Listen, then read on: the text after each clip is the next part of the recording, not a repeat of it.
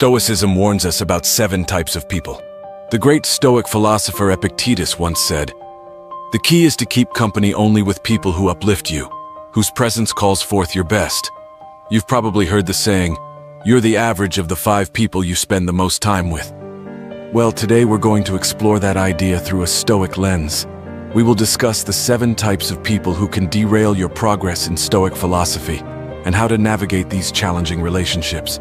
But before we begin, I would appreciate it if you would like the video so that you can help me to continue spreading the Stoic philosophy. If you are not subscribed, I recommend you subscribe and activate the bell so you don't miss any video. Type of people number 1, the complainer. We all have that friend, family member, or coworker who seems to find fault in everything, whether it's the weather, their job, or even the food at a popular restaurant. They never miss an opportunity to express their dissatisfaction. Now, you might wonder, why should this concern me? I can just ignore them. Well, that's easier said than done. Consistent exposure to such negativity has a draining effect on your mental well-being. It's akin to a leaky faucet slowly depleting your reservoir of emotional energy. Stoicism teaches us to focus on actionable solutions instead of dwelling on problems. For example, imagine you're collaborating on a project with someone who is a perpetual complainer. Each meeting turns into an exhausting session of complaints without any constructive dialogue. The impact on the team's morale declines. You're sidetracked from finding actionable solutions, and you'll likely find yourself increasingly disenchanted with the project, and possibly even life in general. So, how does Stoicism help us deal with a complainer? There are several strategies you can employ. First, limit your exposure to this individual whenever you can. If that's not possible, perhaps because they're a family member or colleague, then your second option is to mentally distance yourself during their diatribes. Think of their complaints as a passing storm, loud and unsettling but ultimately temporary and powerless against the unmovable mountain that is your own inner tranquility. Your third option is to steer the conversation towards solutions or to change the subject to something more constructive. To quote Marcus Aurelius, "You have power over your mind, not outside events. Realize this, and you will find strength." This timeless Stoic wisdom encourages us to guard our mental peace diligently, ensuring that the negativity from chronic complainers doesn't deviate us from our Stoic path of resilience and virtue. Type of people number 2, the drama magnet. Imagine you're navigating your life as if it were a ship sailing through calm waters. But then you encounter the whirlpool known as the drama magnet. This individual seems to have an unending series of crises, conflicts, or controversies, and like a whirlpool, they have an unsettling ability to suck you into their vortex of chaos. You might initially find yourself attracted to the drama magnet's energy, mistaking it for passion or excitement. However, you'll soon realize that being in their sphere is like navigating a ship through a storm, exhausting and dangerous. Now, what makes dealing with drama magnets so tricky is that their crises can often feel like your own. Their chaos is infectious, and you might even find yourself embroiled in conflicts that you had no initial part in. Let's take a practical example. You have a friend who has frequent fallouts with others in your social circle. Today, they're not talking to Sarah. Tomorrow, it's Tom. Your friend comes to you for advice, but you notice that this cycle never ends. Suddenly, you find yourself also at odds with Sarah or Tom because you tried to intervene. In this case, you could employ a strategy called reflective listening. Instead of offering advice or taking sides, mirror their words back to them. For example, if they say, "I can't believe Sarah said that about me," you could respond with, "So you're feeling betrayed by Sarah's words." This technique allows you to provide emotional support without getting entangled in the drama yourself. Another approach, and one that might sound counterintuitive, is to become selectively unavailable. Stoicism reminds us to value our time highly, and sometimes that means being unavailable for other people's crises, especially if they're recurring without resolution. Turn off your phone during certain hours, create focus periods where you concentrate solely on your work or personal development, and let it be known that during these times, you're not to be disturbed. To paraphrase Seneca, true happiness is to enjoy the present without anxious dependence upon the future. This can be particularly helpful when dealing with drama magnets. Instead of anxiously wondering what crisis will happen next, concentrate on the present moment, where you have control. Enjoy your life and don't let it be disrupted by someone else's drama. Make it a point to sail your ship calmly, steering clear of whirlpools that threaten your voyage towards personal growth and tranquility. Type of people number 3, the naysayer. Picture this.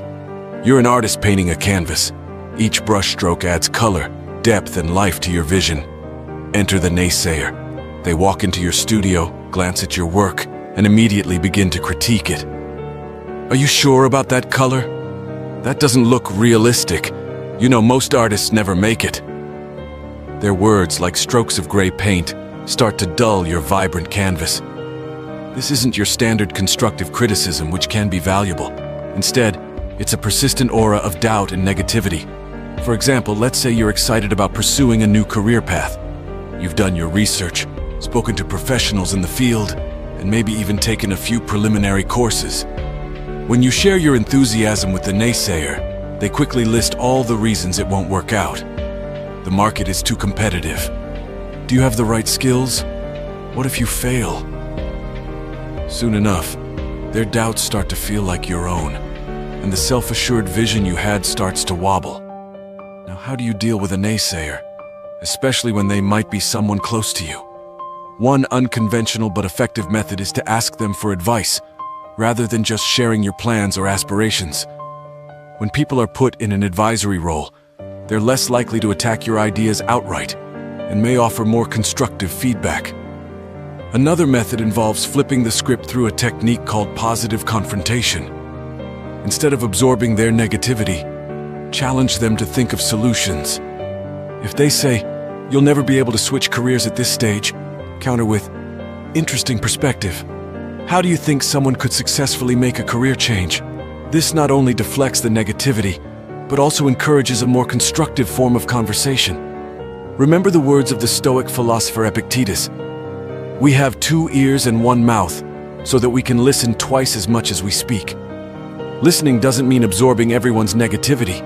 It means discerning valuable input from mere noise. When the naysayers start to cloud your canvas with their shades of doubt, take a step back, listen, reflect, and continue painting your own life with the colors that speak to you. Don't let anyone turn your vibrant masterpiece into a dull gray landscape. Type of people number 4, the victim. Imagine life as a game of chess. Each player has the same pieces and the same goal to checkmate the opponent's king.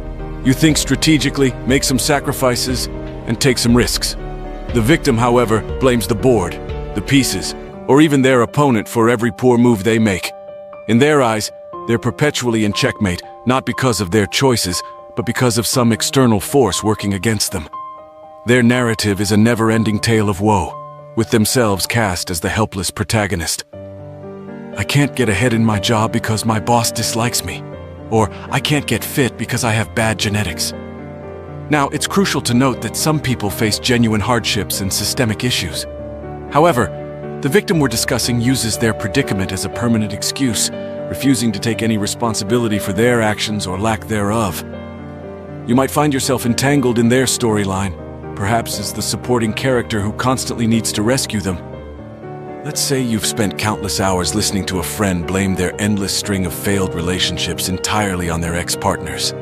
Not only does this suck up your time, but it can also subtly encourage you to adopt a similar victim mindset in your own life.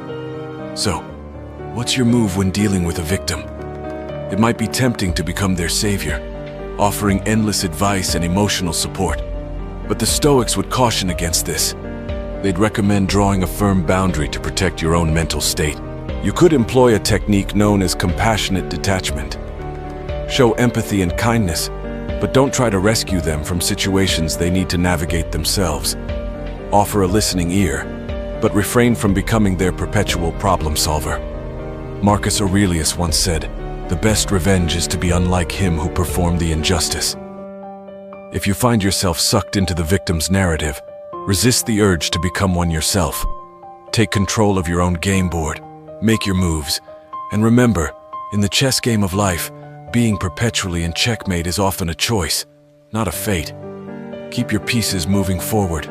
Make strategic sacrifices when necessary, and play not for revenge or pity, but for growth and wisdom. Type of people number 5, the toxic positivist. You know this person. They're always exuding sunshine, rainbows, and endless streams of emojis. They're the ones telling you to just be happy when you're going through a difficult period, dismissing your feelings and experiences with a flippant wave of glittery optimism. Imagine your life as a garden. There are flowers, but there are also weeds and pests. A toxic positivist, however, insists on ignoring anything that isn't a blooming rose. Got aphids on your leaves? Just focus on the flowers. Don't let negativity into your garden, they'd say.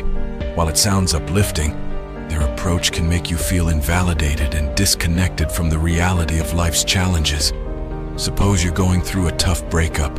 You're sad, confused, and seeking some emotional balance. The toxic positivist's advice? There are plenty of fish in the sea. Just smile and be happy. This sort of excessive positivity neglects the complexities of human emotion and the realities of life's challenges. How do you cultivate your garden without letting the toxic positivists trample it with their indiscriminate sprinkling of good vibes only? One strategy is to engage them in a discussion that embraces both light and shadow. If they say, "Look on the bright side, at least you have your health," you could reply, "Yes, I'm grateful for my health, but it's also okay for me to feel upset about this specific issue." Both can coexist. You can also employ what psychologists call emotional granularity, the ability to feel and differentiate between a wide range of emotions, both positive and negative. When the toxic positivist pushes you to just be happy, take a moment to acknowledge and label your nuanced feelings. "I'm feeling a bit melancholic today due to X, and that's okay," can be a liberating affirmation. To reference Stoic thought, Seneca once said, "True happiness is to understand our duties toward God and man, to enjoy the present without anxious dependence upon the future." Notice the balance understanding duties, which aren't always pleasant, and enjoying the present. A Stoic approach isn't about focusing solely on the positive or the negative, it's about embracing life's complexity with equanimity. So the next time the toxic positivist sprinkles their confetti on your carefully tended garden, take a step back. Remember, a garden needs both sunshine and rain to flourish. Embrace your full emotional spectrum and keep nurturing your garden with the richness and complexity it deserves. Type of people number 6, the manipulator. Picture your life as a movie script. You're the main character, and you have an idea of how your story should unfold, where the twists are, who your allies and mentors are, and what your final act looks like. Enter the manipulator, the shadowy producer who subtly rewrites your script without you even realizing it until one day you find your storyline has veered off course. The manipulator is skilled in the art of emotional or psychological maneuvering. They might use flattery, guilt trips, or even deceit to steer you in a direction that benefits them. You might have a friend who always manages to get you to pay for dinner by saying something like, "You know, I've been having a rough month, and you're so successful. It wouldn't mean much to you, but it would make my day better." Over time, you find that your generosity has been taken advantage of, but calling them out feels uncomfortable because they framed it as a favor to a friend in need. Handling a manipulator can be a tricky business. One method to counteract their tactics is what some experts call fogging. This technique involves agreeing with any truth in the manipulator's statements, but refusing to be moved by emotional coercion. If they say, "You're so successful, you should cover dinner," you could respond, "You're right that I've been doing well, but let's split the bill as we usually do." Another approach is to set clear boundaries and enforce them. If the manipulator wants you to lend them money or commit to tasks you're uncomfortable with, learn to say no assertively. Keep your tone calm and your words clear. "I can't lend money, but I'm here to offer emotional support," sets a boundary while maintaining the friendship. Drawing inspiration from Stoic thought, Epictetus warned us, "We cannot choose our external circumstances, but we can always choose how we respond to them." The manipulator thrives on your predictable reactions. They manipulate your kindness, your guilt, or your desire for approval. By choosing to respond differently, you're taking control of your script again.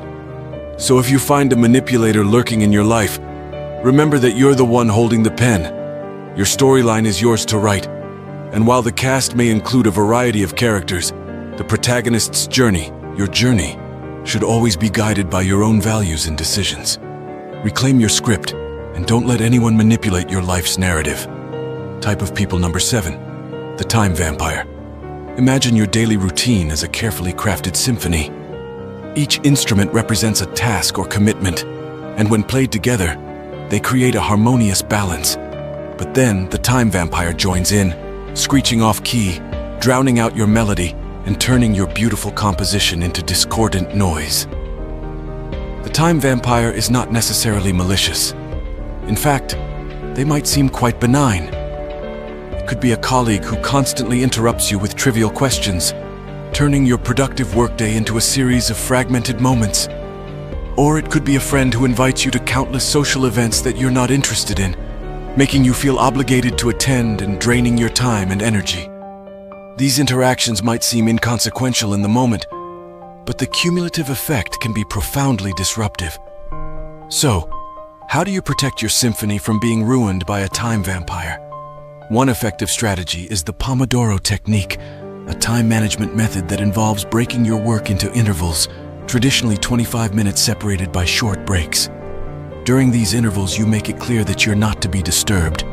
This sets a boundary that protects your most productive times from being nibbled away. If you find yourself dealing with a social time vampire, remember that saying no is not just okay. It's essential for your well-being.